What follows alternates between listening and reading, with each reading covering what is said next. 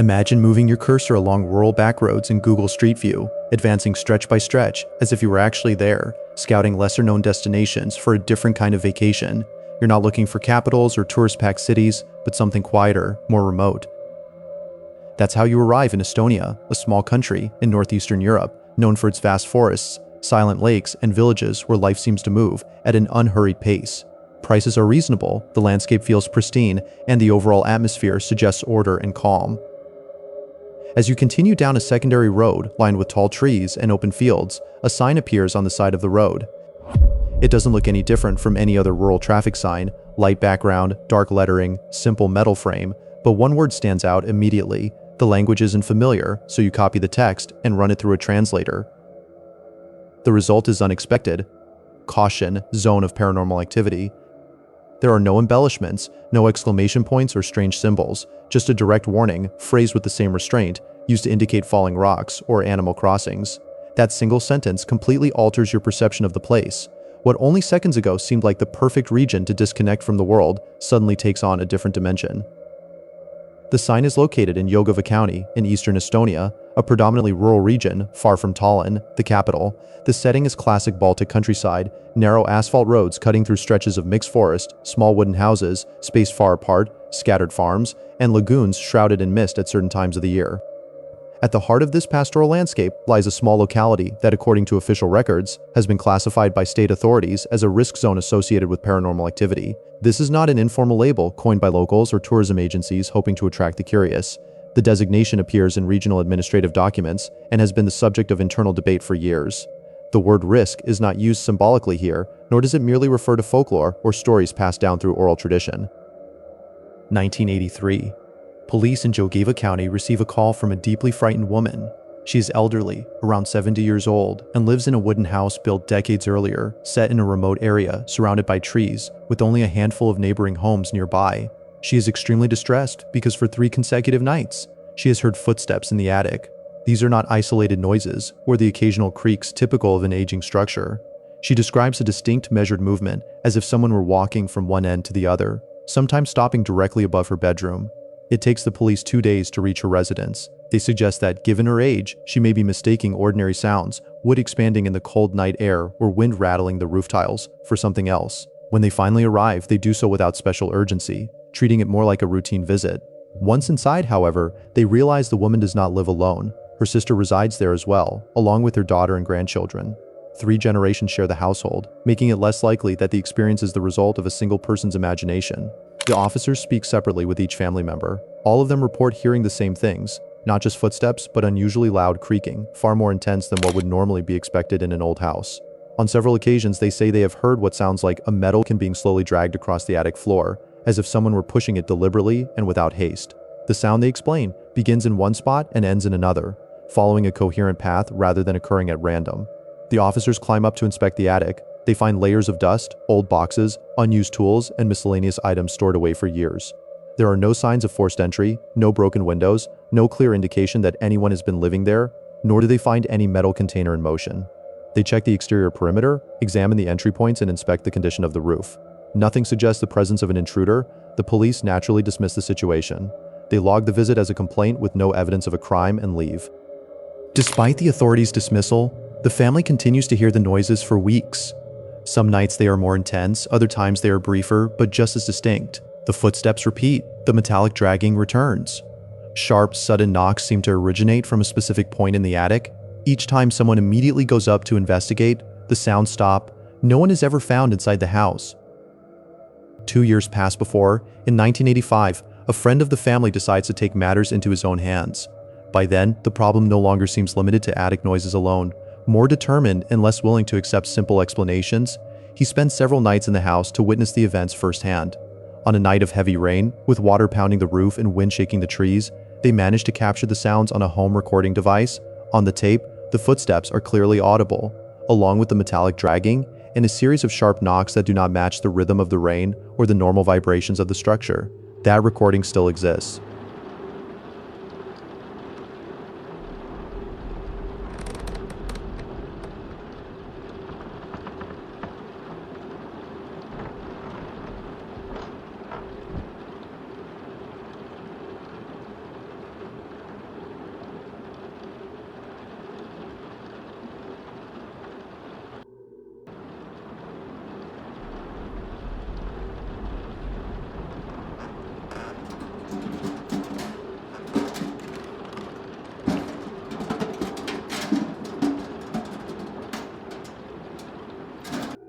However, other more disturbing changes began to unfold inside the home. Certain objects appeared to be altering in appearance. The family, deeply religious, kept small statues and images of the Virgin Mary throughout the house, on shelves atop furniture, and in modest household altars. Over the months, they noticed subtle modifications in some of the figures. Facial features seemed to warp, eyes lost their definition, and surfaces developed irregular cracks. What at first might have been attributed to material decay or moisture gradually took on a more unsettling character when several images slowly became disfigured, eventually transforming into what the family described as grotesque distortions of sacred icons. It was not merely chipped paint, but alterations that changed the entire expression of the figures. At the same time, large black stains appeared on the basement floor. They had not been there before. The stains spread in irregular shapes, as if something had been spilled, yet without any clear point of origin. At night, they emitted a nauseating odor, reminiscent of rotting garbage, and at times kerosene. The smell was strongest in the early morning hours and subsided slightly at dawn. The family attempted to clean the stains with household products, heavy-duty detergents, and even by scraping the surface. Nothing worked. At certain moments, the fumes became so overpowering that they were forced to ventilate the basement for hours, as the vapors caused throat irritation and mild dizziness. These disturbances did not remain confined to the physical interior of the house. In numerous photographs taken of the family of visiting friends, and even of the exterior of the home and its surroundings, strange elements began to appear. They were not visible at the moment the pictures were taken. Distorted faces seemed to peer from behind those being photographed. Humanoid shapes with blurred outlines stood among the garden trees. Irregular dark blotches partially obscured portions of the image. Lights without any identifiable source hovered in midair. Some photographs showed small elongated silhouettes near the windows. Others captured a kind of vertical shadow that did not correspond to any actual object in the environment. As they reviewed the images again and again, the family became convinced that these manifestations could not be easily dismissed as common developing errors. They were not simple reflections or obvious exposure flaws. To them, everything pointed to a single conclusion: the house and the land itself were cursed by forces far deeper than they could comprehend. 1 year later, the family was finally able to contact a group of Orthodox priests who agreed to visit the house. They arrived discreetly, carrying only a few liturgical objects and prayer books. Despite the complexity of the reported phenomena, they consented to bless the home and perform a ritual intended to expel any malevolent force believed to reside there. They moved through every room, the attic and the basement included, reciting prayers and sprinkling holy water on walls, doors, and staircases. The family remained gathered in the main room, listening to the chants and instructions of the clergy. The outcome was not what they had hoped for. In the days that followed, the disturbances intensified. The footsteps in the attic became faster and more constant, the knocks more violent, and the metallic dragging echoed at any hour. The basement stains appeared to spread, and the odor grew stronger. A persistent tension settled over the house. One of the elderly woman's daughters suffered severe bruising after being forcefully thrown outside on 2 separate occasions. According to witnesses, she was pushed without anyone physically touching her, propelled across the threshold of the front door, and landing several meters away on the dirt and gravel. She received treatment for injuries to her arms and back. No clear explanation was ever established for what happened. Soon after, the interior of the home began to deteriorate rapidly. Small outbreaks of spontaneous combustion were reported in curtains, furniture, and stored objects, appearing without an evident ignition source. The family managed to extinguish the fire several times, but fear remained constant for weeks. Eventually, one night, a fire broke out in the basement, according to later reports, and spread quickly through the wooden structure. The blaze not only destroyed the house, but also claimed the lives of the 2 eldest women who were unable to escape in time. To this day, the remains of the dwelling stand undisturbed. The collapsed, fire-blackened structure endures as a partial skeleton among the vegetation, as a roadside warning sign indicates. That area of the province continues to be associated with alleged paranormal phenomena, which, according to subsequent reports, seem to have extended to nearby homes.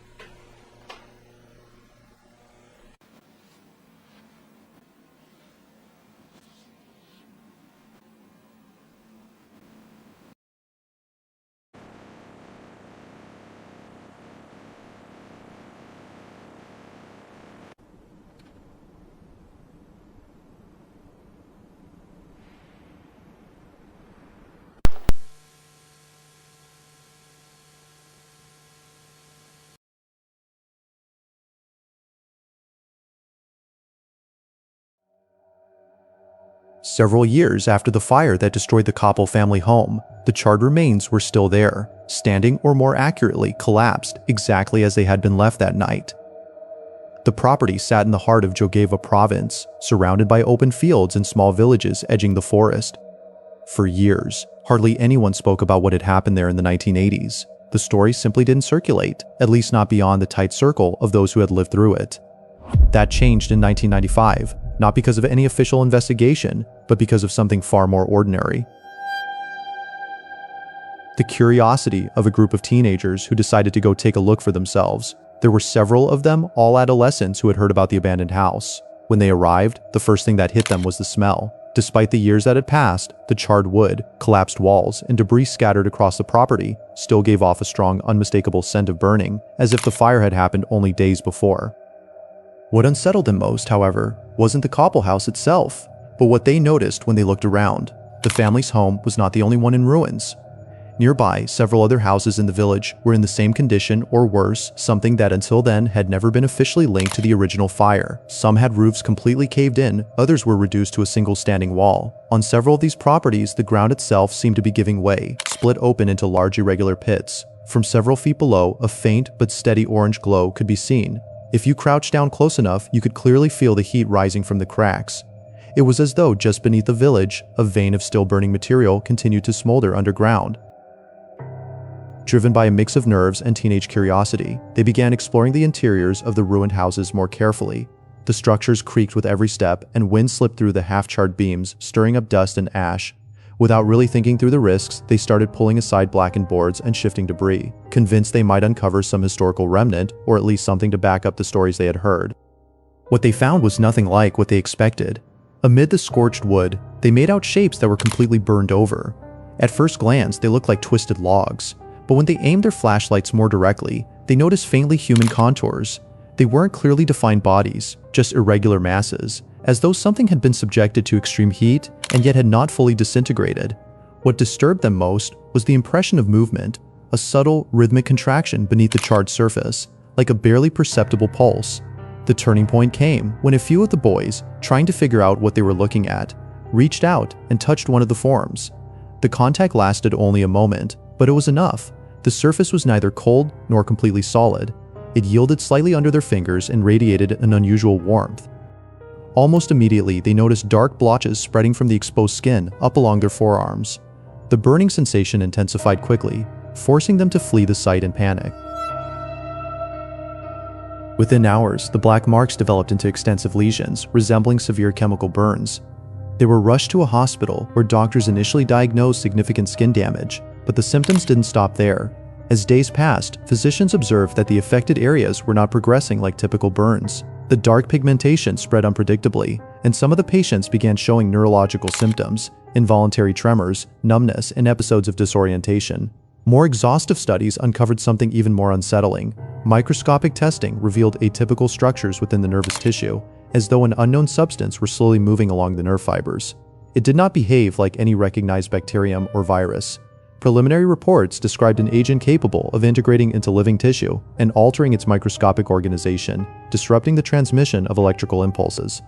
Although specialists attempted to isolate the compound, the results were inconclusive. Before the analyses could be completed and a clear treatment protocol established, the teenagers died in less than a week from sudden cardiorespiratory arrest. The official causes were never publicly disclosed in detail. Their medical files were classified and the case was sealed.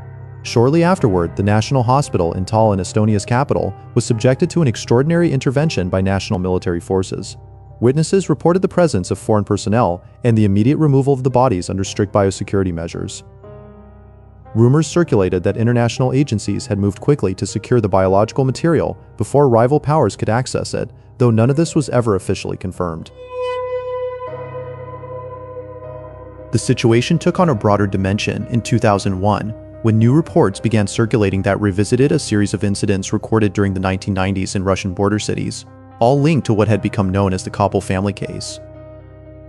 Until then, the file had remained fragmented across local police reports, regional newspaper articles, and scattered testimony. But when these records were compared with the events in Tallinn, independent researchers began to identify patterns that appeared to repeat themselves.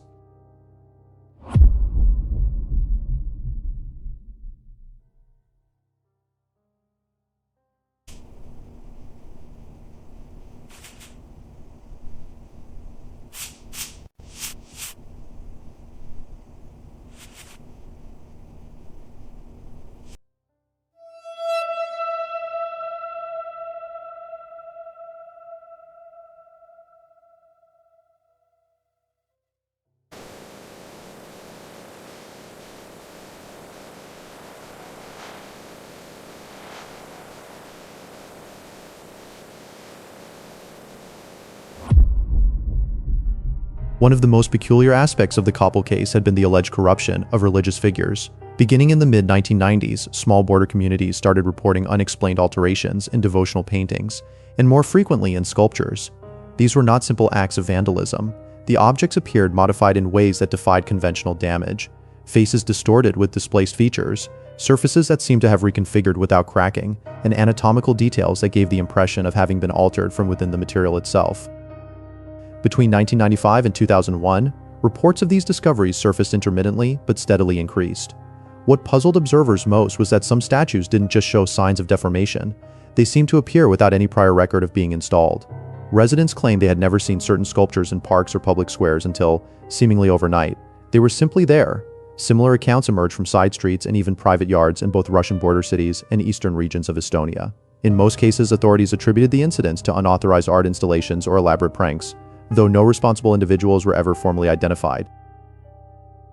Photographs and eyewitness statements document many of these events, yet because they occurred in peripheral areas with little international media coverage, the phenomenon never gained wider attention. The absence of widespread public panic played a decisive role. Without broad social pressure or rapid viral exposure, at a time when the internet had not yet reached its current scale, international security agencies did not intervene in any visible or coordinated way. Ironically, that lack of global reaction helped relegate the matter to scattered archives and passing references. Some analysts argue that had a broader alarm been triggered, the issue would likely have been swiftly classified and removed from public view under the pretext of maintaining security or social stability.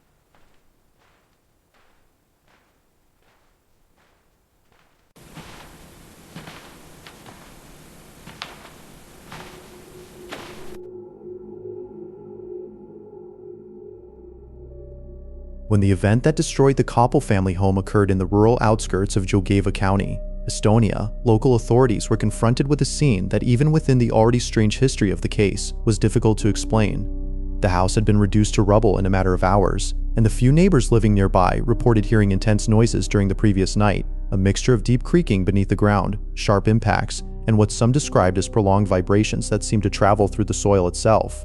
Although officials initially attempted to attribute the destruction to natural causes or some form of structural collapse, later reports indicated that the Estonian government had, at least internally, acknowledged the possibility that forces beyond conventional explanation may have played a role in the incident. During the first inspection efforts at the site, investigators discovered several large craters scattered around the area where the house had once stood. Some exceeded 10 meters in diameter and descended to considerable depths. What drew the most attention was not only their size, but the way they appeared to continue downward through a network of irregular tunnels extending beneath the ground. When cameras and improvised measuring equipment were lowered inside, researchers observed that these tunnels did not follow patterns typical of known human excavations. There were no signs of machinery, structural reinforcements, or tool marks. Instead, the walls were curved and strangely eroded, as though they had been forced open by some form of pressure or displacement originating deep within the earth.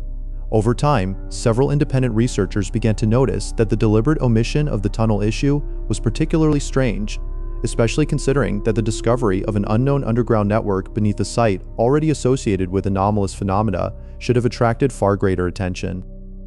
One of the few clues that helped expand the understanding of these events came from the testimony of a Russian priest who, years later, spoke about the case during a conversation that was informally recorded. The man, named Alexei Mikhailovich Voronin, was known within certain religious circles for his openly critical stance toward the atheist policies that had dominated much of the Soviet period. Unlike many religious leaders of his time, Voronin did not avoid speaking about supernatural phenomena. On the contrary, he argued that ignoring them had been one of the greatest ideological mistakes of the 20th century. On several occasions, he claimed that some of the events occurring in different parts of the world carried not only spiritual implications, but also political and cultural ones, and that they could become a global problem if they continued to be ignored or concealed. Voronin had closely followed what happened in Estonia, particularly the events involving the Coppell family and the later appearance of similar phenomena in regions near the Russian border. According to those who knew him, he spent several years gathering testimonies and rumors from both religious communities and former local officials who had taken part in the initial investigations. It was in that context that he delivered a statement which would later begin circulating among researchers studying the case. According to the record of that conversation, the priest made the following remark. Ты ведь знаешь, что там произошло в этом самом Егево? Мне кажется совершенно ясно, что определенные политические силы, те, что действуют вместе с американскими агентами, пытаются всеми возможными способами замести это дело под ковер. Скорее всего, об этом никто не узнает еще долгие годы, пока мы не увидим ужасные последствия. Можешь считать меня сумасшедшим, и, честно говоря, у тебя будут на то основания. Но правда в том, что это такое безумие, масштаб которого люди пока просто не понимают. Где-то есть группа ученых, которые ездят по всему миру в поисках того, что они называют своим истинным богом. И это не какие-нибудь маргиналы и не одинокие профессора. За этими проектами стоят очень влиятельные силы на Ближнем Востоке и в Америке. А в итоге они лишь приведут в этот мир сущность, которая может обернуться для человечества почти полной катастрофой. Может быть, мы не увидим этого сейчас. Может быть, это случится через 20 или 30 лет, когда они наконец найдут это существо. Voronin's testimony was dismissed by many as a personal opinion shaped by his religious convictions. Others, however, found it striking that he referred to the possibility of international research efforts connected to unknown entities or phenomena. As the years passed, some of the researchers who had continued to follow the case began recalling the Russian priest's words. What had once sounded like an exaggerated warning or an overly personal interpretation of the events would eventually take on an unexpected meaning, because in a way that would have been difficult to anticipate at the time, many of the things Voronin hinted at would eventually come to pass, and not in a symbolic or metaphorical sense, but in a surprisingly literal one. Today, we know that the main activity of the so-called Ethan Harel Foundation was concentrated between the late 1980s and the early years of the 2000s. During that period, the group financed scientific expeditions, private research projects, and a number of unconventional studies, which, according to partial documents that have surfaced over time, were connected to biological and geological phenomena considered anomalous. However, after the first years of the new millennium, information about the organization virtually disappears, its public records drop off sharply, researchers associated with the project leave their positions or move on to institutions that no longer reference the foundation, and any administrative trace of its activities becomes increasingly difficult to follow. For a long time, it was unclear what had caused this sudden shift. Some interpreted the disappearance of the foundation as the result of financial problems or internal disputes. Others argued that the project had simply lost relevance. Yet among the few leaked reports that later began circulating, a different explanation emerged. According to these documents, the true objective behind the investments made by various groups in the Harel project was not limited to the scientific study of strange phenomena. The ultimate goal was far more specific. According to these sources, the discovery made in the region of Joegava represented the turning point of the project. There, amid the tunnels and craters uncovered after the destruction of the Koppel family home, teams connected to the foundation allegedly found signs of something that had been sought for decades. For those financing the research, this was not simply a biological anomaly or an unknown natural phenomenon. They believed they had found evidence of the existence of the so-called Madari, an entity that, according to certain extreme interpretations of religious texts, would represent the redeemer of humanity. In the view of the most radical factions supporting the project, the emergence of this creature would make it possible to transform the global order and prepare the way for a new phase of political and spiritual domination aligned with the strictest interpretations of Zionism. From that point forward, investigations intensified across several regions of Eastern Europe, particularly in rural areas where events similar to those reported in Estonia had previously been recorded. Most of these operations were carried out discreetly using private scientific teams, religious intermediaries, and funding from both Middle Eastern organizations and institutions connected to strategic interests in the United States. It was in this context that, in 2003, an incident occurred, which many consider the culmination of the entire story. In the small Russian locality of Bolshaya Vruda, a sparsely populated agricultural area southwest of St. Petersburg, several landowners reported hearing a series of underground vibrations during the night, remarkably similar to those described years earlier in Jogava. By the following morning, part of the field had collapsed, exposing a large cavity in the ground. According to security camera footage positioned around the site, the recordings show the emergence of a colossal, amorphous creature. Those present at the location described an entity whose appearance was difficult to define, with an irregular bodily structure unlike that of any known animal. What most surprised the witnesses was the rapid arrival, only a few hours later, of several rabbis who seemed to know how to interact with the entity, which remained largely motionless and apparently non-aggressive. According to some accounts, these religious leaders addressed the creature through chants and phrases in ancient Hebrew, after which the organism appeared to respond by reducing its movements and entering a kind of controlled stillness. Later observers claimed the creature seemed to react directly to these instructions, as if there were some mechanism through which its behavior could be channeled or directed. Shortly after the discovery, specialized transport units were reportedly seen in the village under the supervision of security personnel who primarily spoke Hebrew and English. According to later accounts about the creature that circulated years afterward, it possessed a characteristic that proved particularly important to the researchers: the ability to generate new organic structures from fragments of its own body. Each time small portions of its mass were separated, they began to develop independent activity, slowly growing until they acquired forms similar to the original. This biological property is said to have prompted the organism's rapid removal from Russia. Various sources agree that it was transported to highly restricted research facilities connected to Israel's scientific military apparatus, located in the heart of Jerusalem. It is suspected that this creature, along with its offspring believed to correspond to the Madari, was subjected to a series of studies intended to understand and exploit its capacity for replication.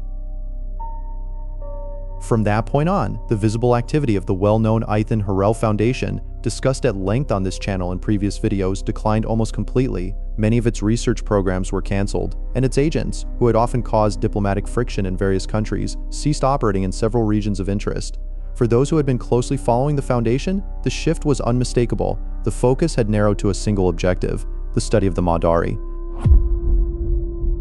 According to documents leaked in January 2026 in connection with the archives of an American magnate, it was revealed that the Harel Foundation had halted its broader operations because this new direction formed part of a larger plan known as the cleansing of the world.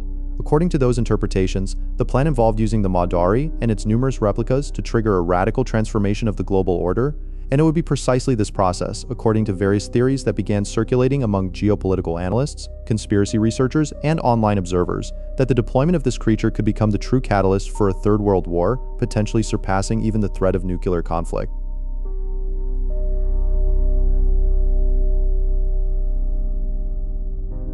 Throughout recent history, a series of phenomena have captured the attention of millions of people around the world. Events that the Catholic Church has examined with caution, and that many believers have interpreted as divine signs of unusual magnitude. One of the most thoroughly documented cases occurred in Akita, Japan, beginning in 1973, when a nun named Agnes Katsuko Sasagawa began reporting visions and messages attributed to the Virgin Mary.